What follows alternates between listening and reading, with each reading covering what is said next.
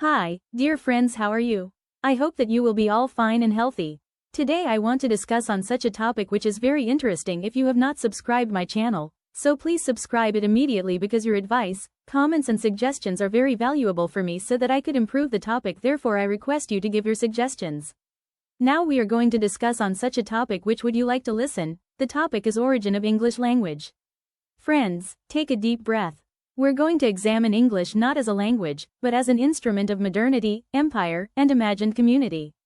The history of the English language, origins, structural evolution, and global impact. The English language, today functioning as a global lingua franca, did not emerge as a dominant world language by design but through a complex interplay of migration, conquest, technological transformation, imperial expansion, and global capitalism. From its origins as a cluster of Germanic dialects spoken by tribal settlers in early medieval Britain to its present role as the principal language of international diplomacy, science, technology, and digital communication, English represents one of the most remarkable cases of linguistic evolution in human history. Belonging to the Indo-European language family, English has undergone profound structural, lexical, and phonological transformations across historical phases conventionally divided into Old English, from 450 to 1066. Middle English, from 1066 to 1500, Early Modern English, from 1500 to 1700. And Modern English, from 1700 to present. Each stage reflects socio-political disruptions and cultural exchanges that reshaped its grammar, vocabulary, and socio-linguistic function. This paper examines the origin, historical progression, structural evolution, standardization processes, colonial expansion, and global impact of English, situating the language within broader historical and ideological frameworks. Proto-Indo-European roots and Germanic foundations. English is part of the Indo-European language family, believed to have originated around from 4000 to 2500 BCE in the Pontic-Caspian steppe region. This ancestral language, termed Proto-Indo-European, PI, gave rise to major linguistic branches including Indo-Iranian, Hellenic, Italic, Celtic, and Germanic. English descends from the West Germanic branch, alongside German and Dutch. By the early centuries CE, stands for Common Era, Germanic tribes in Northern Europe developed distinct dialect clusters. These dialects formed the linguistic foundation of what would later become Old English. The Roman occupation of Britain, from 43 to 410 CE, under Claudius introduced Latin vocabulary into the Celtic-speaking region. Although Latin did not replace local languages, it left lexical traces in administrative and infrastructural terms. The withdrawal of Roman authority in the early 5th century created a political vacuum, paving the way for Germanic migration. Old English, from 450 to 1066, a synthetic Germanic language. The arrival of the Angles, Saxons, and Jutes around 450 CE marked the birth of English in Britain. These tribes established kingdoms such as Wessex, Mercia, and Northumbria. Their dialects merged into what scholars now call Old English, Anglo-Saxon. Old English was highly inflected, case system, nominative, accusative, genitive, dative, grammatically gendered. Phonologically complex, predominantly Germanic in vocabulary. The literary monument of this period is Beowulf, reflecting heroic Germanic culture. Christianization in the 7th century introduced Latin religious vocabulary through church influence. Monastic scholarship helped preserve written records. However, Old English remained regionally fragmented until the late 9th century, when Alfred the Great promoted literacy and translation projects, strengthening the West Saxon dialect as a literary standard. The Norman Conquest and the birth of Middle English, from 1066 to 1500. The Norman Conquest in 1066 under William the Conqueror dramatically altered the linguistic landscape of England. The ruling elite spoke Anglo-Norman French, while Latin remained the language of the church and scholarship. This created a trilingual society: Latin, religion, scholarship; French, administration, aristocracy; English, common people. Over time, French vocabulary infiltrated English domains such as law, court, justice, governance, parliament, crown, military, army, battle, cuisine, beef, pork, mutton. Approximately 10,000 French words entered English during this period. Grammatically, English underwent simplification, loss of case endings, reduction of grammatical gender, shift toward fixed word order. This transformation marked the transition from a synthetic to an analytic language. By the 14th century, English re-emerged as the language of literature and governance. Geoffrey Chaucer, through the Canterbury Tales, elevated Middle English as a literary medium. IV. The printing press and linguistic standardization. The introduction of the printing press by William Caxton in 1476 marked a decisive moment in English history. Printing, standardized spelling, reduced dialectal variation, expanded literacy, disseminated fixed textual forms. The London dialect, particularly the Chancery Standard, became dominant. Spelling conventions stabilized, although pronunciation continued to evolve. Simultaneously, the Great Vowel Shift, approximately from 1400 to 1700, altered long vowel pronunciations, contributing to irregular spelling patterns seen today. Versus early modern English and the Renaissance expansion. The Renaissance period, from 1500 to 1700, witnessed lexical enrichment due to scientific advancement, exploration, classical revival, colonial beginnings. Scholars borrowed extensively from Latin and Greek.